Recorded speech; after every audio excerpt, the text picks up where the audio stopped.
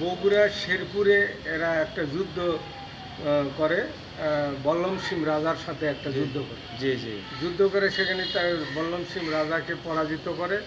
পরাজিত করার পর তিনটে যে এরা শায়িত হয়। শাহজালাল সিলেটে যে মানে শায়িত হয়, আর তুরকান শাহ রাজশাহীতে যে ওখানে শায়িত হয়, আর আদম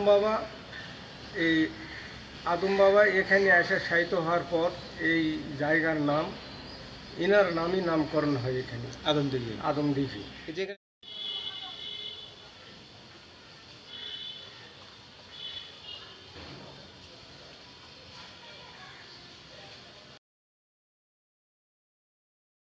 আসসালামু আলাইকুম দর্শক বন্ধুরা, কেমন আছেন?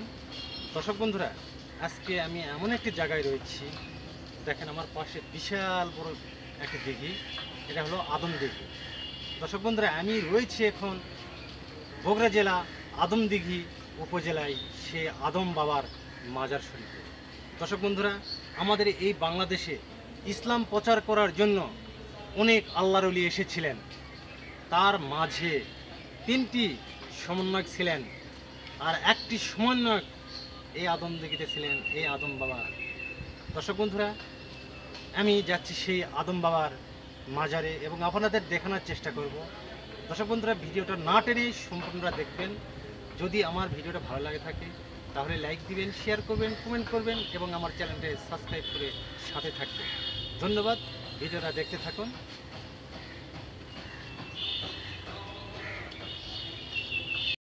আপনারা জানেন যে বাবা আদমের মাজারে যাব, তো যাওয়ার আগে দেখাচ্ছি এই সেই দিঘি যেই নামকরণ হয়েছে আদম দিঘি। সেই দিঘির পাড় থেকে কিন্তু আমরা যাওয়া শুরু করলাম, এই যে আপনাদেরকে নিয়ে যাব। আর এটা হচ্ছে থানা রোড, ঢাকা এবং নওগাঁ যে রুটটি, সেখান থেকে দক্ষিণ সাইডে থানা রোডে গেল, আর সেখান থেকে এসে একটু ভিতরে এসেই কিন্তু এই যে দেখুন এই রোজা শরীফটি। তবে আমরা চেষ্টা করব যে আপনাদের একটু দেখানোর। এই যে দেখুন,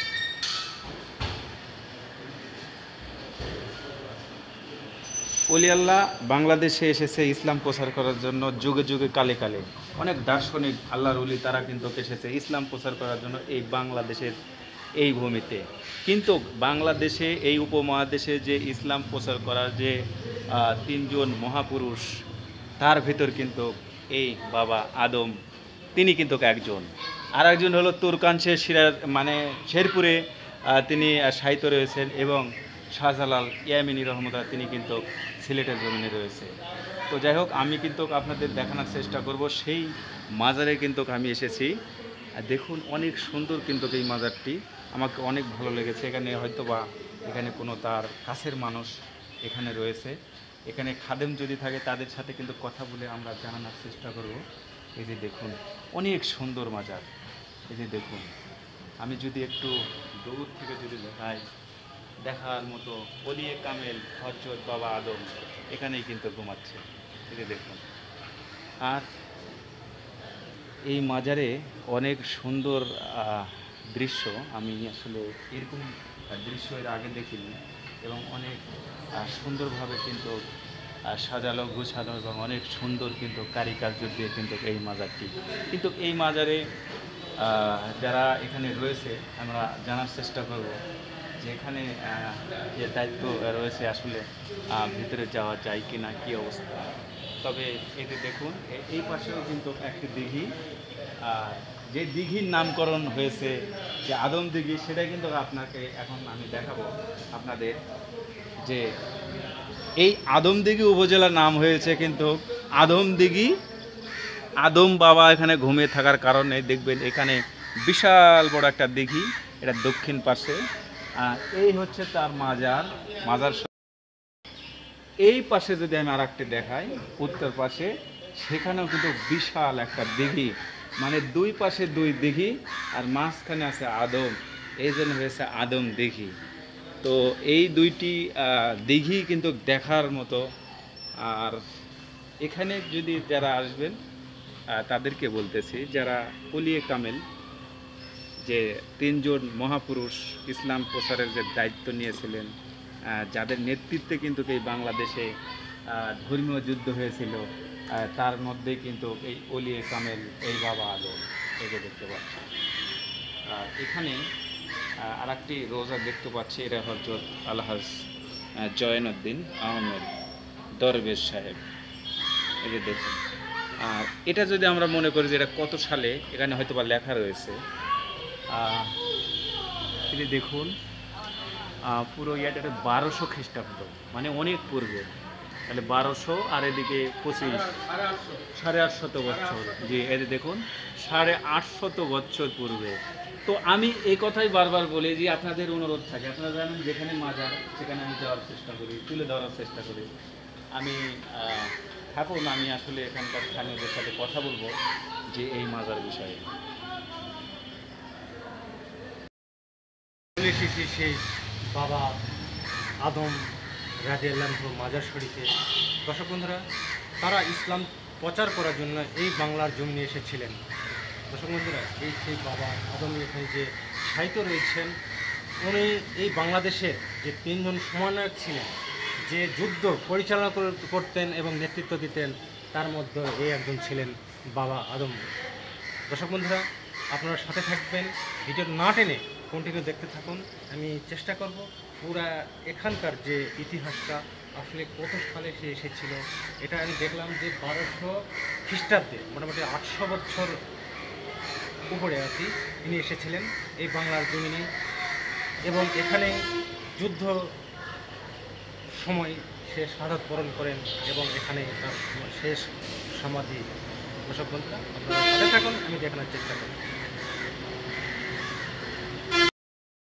আমরা একটু দূর থেকে দেখাচ্ছি, আর এই পাশেও দেখতে পাচ্ছি হয়তোবা এখানে 1 2 3 4 5 6 তলা বা 7 তলা একটি কিন্তু বিশাল বড় মিনার নির্মাণ হচ্ছে মাজারের উপরে।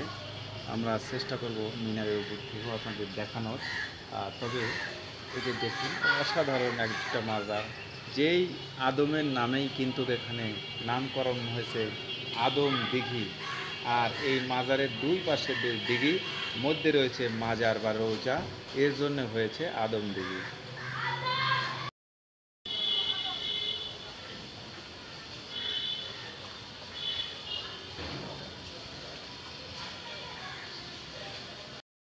মাজারের মিনার, সেখানে কিন্তু আমরা যাচ্ছি, আপনারা উপর থেকে দেখানোর চেষ্টা করব বিদায় কিন্তু আমরা উপরে যাচ্ছি। একটা অসাধারণ একটি মাজার। হিসাব করুন, সেই সময় এই বাংলাদেশের ইসলাম প্রচার করার জন্য মোট 3 জনের উপর দায়িত্ব আসে, সমন্বয়ক বা লিডার বা যাই বলেন সর্দার। একটা শাহজালাল ইয়ামিনী রহমতুল্লাহ আলাই, এবং আর একটা হচ্ছে তুরকান রহমতুল্লাহ আলাই, শাহ তুরকান রহমতুল্লাহ আলাই, এবং আরেকজন সে আর কেউ নয়, এখানে যে ঘুমায় রয়েছে আদম দিঘির জমিনে সেই বাবা আদম। এই যে দেখুন তার রোজা শরীফ, পুরোটাই আমি দেখানোর চেষ্টা করতেছি। দেখুন, এই যে দেখেন, উপর থেকে আমি কিন্তু দেখানোর চেষ্টা করতেছি। দর্শক বন্ধুরা, এই পাশে 3টা গম্বুজ গেট উত্তর পাশে, এবং এই দিঘির কিন্তু এটা গেট, উত্তর পাশে গেট, সেখানে কিন্তু 3টা মিনার। আর এটা হচ্ছে মাজার। এই পাশে কিন্তু সেম দক্ষিণ পাশেও কিন্তু আরও 3টি গম্বুজ বা গেট দক্ষিণ। আর এটা হচ্ছে আদমদিঘি থানা। এই যে দেখুন, আমার যে ক্যামেরার মধ্যে যে দেখছেন আদমদিঘি থানা, আমি যে জুম করে দেখা, এই যে দেখ আদমদিঘি থানা। তো একদম থানার মাজার, তাহলেই বুঝতে পারতেছেন আপনারা খুঁজে নিতে কখনো দেরি হওয়ার কথা না। তো এই যে দেখুন, আমি আপনাদেরকে দেখানোর চেষ্টা করতেছি এই উপর থেকে। এই যে দেখুন, তো এটা হচ্ছে, আমি যদি বলি দেখেন আরও যাব, এই যে দেখুন। আর উপরে গেলে কিন্তু ভয় লাগারই কথা, কারণ এখানে অনেক বড় জায়গা। দর্শক বন্ধুরা, আমি এখন রয়েছি এই আদম বাবার মাজারের অনেক উপরে, 5 তলার উপরে। আর আমার পাশে দেখেন এই যে এখানেই সাহিত্য রয়েছেন সেই হজরত আদম বাবা রাদিয়াল্লাহু আনহু। ওনারা ইসলাম প্রচার করার জন্য এই বাংলার জমিনে এসেছিলেন। দর্শক বন্ধুরা, এখানে ইসলাম প্রচার করার জন্য যত আল্লাহর ওলি এসেছিলেন, তার মধ্যে 3 জন ছিলেন প্রধান। তার মাঝে এই আদম আল্লাহ সাল্লাম একজন। এরা এখান থেকেই নেতৃত্ব দিত পুরা বাংলাদেশ এই ইসলাম প্রচার করার জন্য। দর্শক বন্ধুরা, এটা আপনি দেখাচ্ছি, আপনারা যেমন দেখেন অনেক নিচে। আর এর পাশে আমি যেখানে দাঁড়িয়ে রয়েছি, দুই পাশে দুইটা বিশাল বড় বড় দিঘি রয়েছে।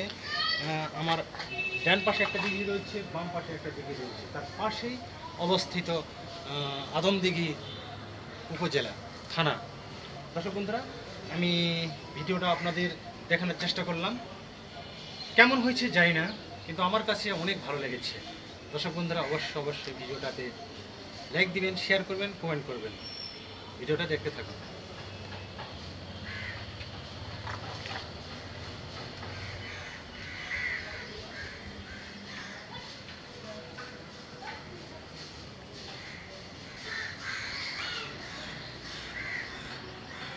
যদি আমি আপনাদেরকে দেখাই, এই যে দেখুন, এই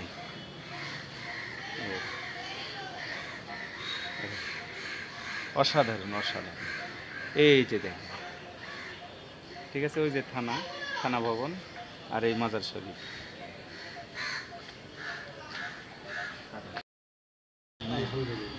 আচ্ছা, এই জায়গার নাম আসলে এই আদমদিঘি শুনতেছি তো উপজেলা, আসলে জায়গাটার নাম কি এখানে? আদম একটা আল্লাহর ওলি। এখানে খাজা মঈনুদ্দিন চিশতি রহমতুল্লাহ আলাইয়ের দরবার থেকে জি জি, ওনারা তিনজন এখানে অবস্থান করে বগুড়াতে। শাহজালাল, আদম আর তুরকান শাহ, জি জি, এরা তিনজন অবস্থান করে। এরা আসা বগুড়া শেরপুরে এরা একটা যুদ্ধ করে, বল্লম সিং রাজার সাথে একটা যুদ্ধ করে। জি জি, যুদ্ধ করে সেখানে তার বল্লম সিং রাজাকে পরাজিত করার পর তিনজন তিনটে যায় এরা শায়িত হয়। শাহজালাল সিলেটে যায় মানে শায়িত হয়, আর তুরকান শাহ রাজশাহীতে যায় ওখানে শায়িত হয়। আর আদম বাবা এখানে এসে শায়িত হওয়ার পর এই জায়গার নাম, এনার নামই নামকরণ হয় এখানে আদমদিঘি। যেখানে দেখতে বিশাল দিঘি, এই পাশে এই দিঘিটা ওনারই মানে ওনার মানে টাইমেই এইগুলা দিঘি হয়েছে। হ্যাঁ, দিঘিগুলো হয়েছে আজ থেকে 1200 বছর আগে এই দিঘিগুলো হয়েছে। 1200 বছর আগের এই দিঘি। এই দিঘি ইনাদের আন্ডারে ছিল, ওই আগে থেকেই ছিল। তারপরে আসা বাংলাদেশ যখন স্বাধীন হওয়ার পর এখানে কিছু প্রভাবশালীরা আসে এই দিঘিগুলা মনে করেন ইন্ডিয়ার থেকে আসা যারা মুসলমান হিন্দুদের সম্পত্তি এখানে যারা আওয়াজ খাম করে নিয়েছে, তখন তাদের কীভাবে কাগজপত্র করে নিয়ে যায় তাদের দখলে চলে এই দিঘিগুলো। এগুলো এখন মালিকানাধীন হয়ে গেছে। হ্যাঁ, তাছাড়া ইনার নামই এই আদম, আর এই দিঘি ওনার নামই এখানে নামকরণ হয়েছে আদম দিঘি। আচ্ছা, এই দিঘি আর আদম এই দুই নামই নামকরণ হয়েছে আদম দিঘি, এর নামকরণ হয়েছে। আচ্ছা, এখানে খাদেম কে? আমি খাই। তাই, আপনার নাম? আমার নাম ফারেস। ফারেস। আচ্ছা, ঠিক আছে, আপনার মূল্যবান সময় দেওয়ার জন্য অসংখ্য ধন্যবাদ। সালাম আলাইকুম। দর্শক বন্ধুরা, আমি পুরা এই আদম আল্লাহ সাল্লামের যে রওজা শরীফ বা মাজার শরীফ আমি পুরা ঘুরে দেখলাম। আসলে আমার কাছে অনেক অনেক অনেক ভালো লেগেছে। দর্শক বন্ধুরা, এই বাংলাদেশে, এই বাংলার জমিনে ইসলাম প্রচার করার জন্য তারা বিভিন্ন দেশ থেকে এই বাংলাদেশে এসেছিলেন। দর্শক বন্ধুরা, আপনারা হয়তো জানেন না, উনি যে বাংলাদেশে যে ইসলাম প্রচার করার জন্য যে নেতৃত্ব দিতেন, যুদ্ধ পরিচালনা করতেন, তিনজন সমন্বয়ক ছিলেন। দর্শক বন্ধুরা, একজন রয়েছে সিলেট শাহজালাল, একজন রয়েছে বগুড়া শেরপুর, আর আরেকজন এই সেই বাবা আদম। দর্শক বন্ধুরা, এখানেই সে তার শেষ নিঃশ্বাস ত্যাগ করেন। দর্শক বন্ধুরা, যদি আমার ভিডিওটা ভালো লাগে থাকে তাহলে লাইক দিবেন, শেয়ার করবেন, কমেন্ট করবেন এবং আমার চ্যানেলটাকে সাবস্ক্রাইব করে সাথে থাকবেন।